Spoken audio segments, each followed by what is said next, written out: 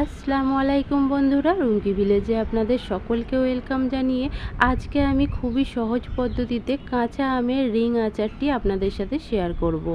এটি বানানো খুবই সহজ, খুব কম উপকরণ দিয়ে এটি খুবই সহজে বানিয়ে নিতে পারবেন আর 1 বছর পর্যন্ত সংরক্ষণ করে রাখতে পারবেন। তো চলুন আমি ভিডিওটা শুরু করি, আপনারা পুরো প্রথম থেকে শেষ পর্যন্ত দেখতে থাকুন। কাঁচা আমের মিষ্টি আচার বানানোর জন্য আমি এখানে 1.5 কিলো মতন কাঁচা আম নিয়েছি। আর আমের সাইজগুলো দেখুন, এরকম একটু বড় সাইজেরই নিতে হবে। আমগুলি যেহেতু বাজার থেকে কিনে এনেছি, তাই আমি নর্মাল জল দিয়ে প্রথমে ভালোভাবে ধুয়ে নিচ্ছি। জলের মধ্যে অনেকটাই নোংরা বেরিয়েছে, তার জন্য আমি আরও একবার জল পাল্টে খুব ভালোভাবে আমগুলোকে ধুয়ে পরিষ্কার করে নিচ্ছি। তো দেখুন, 2-3 বার জল পাল্টে খুব ভালোভাবে ধুয়ে পরিষ্কার করে নিয়েছি। এখন আমি এই আমগুলিকে ছিলে নেব। তো দেখুন, আমের খোসাগুলিকে আমি এইভাবে ছিলে নিয়েছি। এবারে আমি পিস করে নেব। আমি যেই রকমভাবে পিস করছি, আপনারা যদি এরকম পছন্দ না করেন তাহলে অন্যভাবেও পিস করে নিতে পারেন। আমি আপনাদের দেখানোর জন্য একটা আম এইভাবে কেটে দেখাচ্ছি ছুরির সাহায্যে। আমগুলি অনেকটাই শক্ত, তার জন্য ছুরির সাহায্যে কাটতে একটু অসুবিধা হচ্ছে, তাই আমি বটির সাহায্যে সব আমগুলিকে কেটে নেব। আপনাদের যেটা সুবিধা হবে সেটা দিয়েই আপনারা এইভাবে পাতলা পাতলা করে কেটে নিতে পারেন, ছুরি অথবা বটি। তো আমি দেখুন পিসগুলো এইরকম একটু পাতলা করে কেটেছি, আশা করছি আপনারা দেখেই বুঝতে পারছেন। আমি একটা বড় বাটির মধ্যে আমগুলিকে নিয়ে নিয়েছি। এখন আমি এখানে দিয়ে দেবো 1.5 কাপ পরিমাণে চিনি। আপনারা চিনির পরিমাণটা একটু কম বেশি করে নেবেন, আমটা যেরকম টক থাকবে অথবা মিষ্টি থাকবে সেই হিসেবে নেবেন। এর মধ্যে সামান্য একটু নুনও দিয়ে দিলাম, আর দিয়ে দিচ্ছি চা চামচের 2 চামচ মতো ভিনিগার।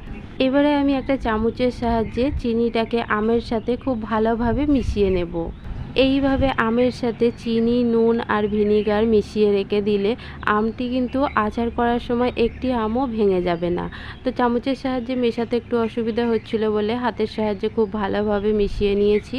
এবারে একটা ঢাকনা দিয়ে 1 থেকে 1.5 ঘন্টা মতো রেস্টে রেখে দেব। 1.5 ঘন্টা মতন পর দেখাচ্ছি, দেখুন চিনিটা গলে অনেকটাই জল বেরিয়েছে। এই আচারটিতে আমি কোনো রকম জল ব্যবহার করব না, এই জলেতেই আমটি ভালোভাবে সিদ্ধ হয়ে যাবে। এখন গ্যাসটা অন করে একটা কড়া বসিয়ে নিয়েছি, আর এখানে আমি নিয়েছি 3টে শুকনো লঙ্কা, হাফ চামচের একটু কম জিরে, আর নিয়েছি একটু সামান্য 5 ফোড়ন, নিয়েছি হাফ চামচের একটু কম মৌরি, আর নিয়েছি ধনে। সব আমি এখানে গোটা মশলা নিয়েছি। এই আচারটিতে খুব বেশি মশলা লাগবে না, এই সামান্য ঘরে থাকা উপকরণগুলো দিয়েই কিন্তু এই আচারটি বানানো হয়ে যাবে। তো দেখুন, হালকা আছে আমি খুব ভালোভাবে ভেজে নিয়েছি, কালারটাও চেঞ্জ হয়ে গেছে। এখন এটিকে একটা থালার মধ্যে ঢেলে ঠান্ডা করে গুঁড়ো করে নেব। তারপর ওই কড়াটায় বসিয়ে নিলাম, আর মাখিয়ে রাখা আমটি এর মধ্যে সবটাই নিয়ে নিলাম। চিনিটা সবটা এখনও গলেনি, তো এই চিনিগুলো আমি চেঁচে এর মধ্যে দিয়ে নিলাম। আর সামান্য একটু হলুদ গুঁড়ো আর সামান্য একটু লঙ্কার গুঁড়ো এর মধ্যে অ্যাড করলাম। এইবারে একটা খুন্তির সাহায্যে একটু ওপর নিচ করে মিশিয়ে নিচ্ছি। তারপর একটা ঢাকনা দিয়ে ঢেকে দিচ্ছি আমি 2 মিনিটের মতন। যেহেতু নুন, চিনি, ভিনিগার মেশানো আছে, তাই আমটি সিদ্ধ হতে খুব একটা টাইম লাগবে না। 2 মিনিটের মধ্যেই কিন্তু খুব ভালোভাবে আমটি সিদ্ধ হয়ে যাবে। 2 মিনিট পর ঢাকনাটা খুলে একটু নাড়াচাড়া করে দিচ্ছি। দেখুন, 2 মিনিটের মধ্যেই আমটা কত সুন্দর সিদ্ধ হয়ে গেছে। এখন আমি আরও 5 মিনিটের মতো এইভাবে ঢাকনা খুলেই রান্না করে নেব। আর কিন্তু ঢাকনা দেওয়া যাবে না, এইভাবে খুলে হালকা হালকা নেড়ে আমি আরও কিছুক্ষণ রান্না করে নিচ্ছি। 5 মিনিট এইভাবে রান্না করে নেওয়ার পর দেখুন আমের কালারটাও চেঞ্জ হয়ে গেছে আর খুব ভালোভাবে সিদ্ধ হয়ে গেছে। এখন আমি ভেজে রাখা মশলাটা গুঁড়ো করে নিয়েছিলাম, সেইটা আমি দিয়ে দিচ্ছি। এই সময় কিন্তু গ্যাসের ফ্লেমটা একদম লোতে রাখতে হবে, আর এইভাবে হালকা হালকা করে মশলাটাকে আমের মধ্যে মিশিয়ে নিতে হবে। তো দেখুন, এইভাবে আলতো আলতো করে নাড়াচাড়া করে মশলাটা পুরোপুরি এর সাথে মিশিয়ে নিয়েছি, আর কালারটাও চেঞ্জ হয়ে গেছে, আর রসটাও দেখুন অনেকটা টেনে নিয়েছে। এটি ঠান্ডা হয়ে যাওয়ার পর কিন্তু এই রসটা অনেকটাই আরও শুষে নেবে। এবারে গ্যাসের ফ্লেমটাকে অফ করে রেখে দিচ্ছি কিছুক্ষণ ঠান্ডা হওয়ার জন্য। কিছুক্ষণ ঠান্ডা হয়ে যাওয়ার পর আপনাদের আমি সার্ভ করে দেখাচ্ছি। দেখুন, রসটা অনেকটাই শুষে কিন্তু গাঢ় হয়ে গেছে।